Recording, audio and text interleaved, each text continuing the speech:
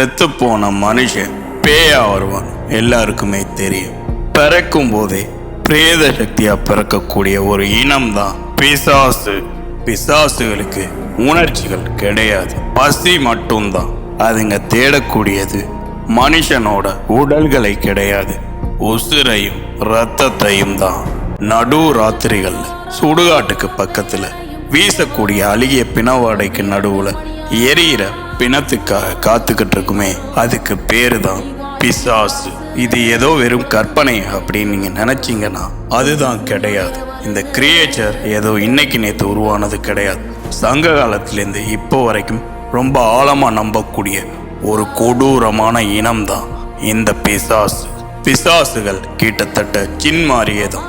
ஏன்னா இது விலங்குகளோட உருவங்கள் எடுக்கக்கூடிய சக்தி கொண்டது. நீங்க கிராமத்து பாதையில தனியா போய்கிட்டு இருக்கும்போது திடீர்னு நாயோ முயலோ பூனையோ உங்களுக்கு முன்னாடி கடந்து போய் மறைகிறத உங்களால பார்க்க முடியும். அப்படி மறையக்கூடிய அந்த விலங்குகள் பிசாசு தான் கிராமப்புறங்கள்ல நம்புறாங்க. கிராமப்புறங்கள்ல ஒத்தையடி பாதையில மத்தியான நேரத்துல தனியா பயணிக்கும் போது உங்களோட நெருங்கிய நண்பர்கள் இல்லைன்னா உங்களோட சொந்தக்காரங்க குரல்ல பிசாசுகள் கூப்பிடும். அதனாலதான் அந்த மாதிரி தனியா மத்தியானம் போகும்போது யாரும் கூப்பிட்டா திரும்பி பார்க்க கூடாதுன்னு பெரியவங்க சொல்லுவாங்க.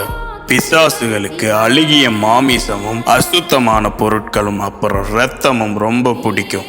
அதனாலதான் சுடுகாட்டுல பிணங்கள் எறிகிற வாசனைக்கு பிசாசுகள் அதிகமாக கூடுங்கிற ஒரு நம்பிக்கையும் கிராமப்புறங்கள்ல இப்போ வரைக்கும் இருக்கு.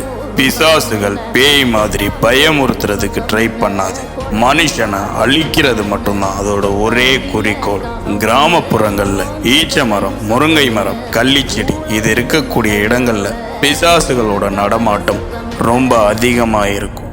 சங்க காலத்தை பொறுத்த வரைக்கும் பேய்கள் பற்றியும் பிசாசுகள் பற்றியும் குறிப்புகள் எழுதப்பட்டிருக்கு. பிசாசுகள் சுடுகாட்டை காவல் காக்கிறதுக்கும் போர்க்களத்துல இறந்து போன வீரர்களோட உடல்களை தின்னக்கூடிய ஒரு உயிரினமாகவும் பார்க்கப்பட்டிருக்கு. இன்னும் இந்த பிசாசு மாதிரி நம்ம மண்ணை சேர்ந்த நிறைய கிரியேச்சர் இருக்கு. தெரிஞ்சுக்கணும்னு நினைச்சீங்கன்னா கமெண்ட் பண்ணுங்க. மறக்காம நம்மளை ஃபாலோ பண்ணிக்கங்க.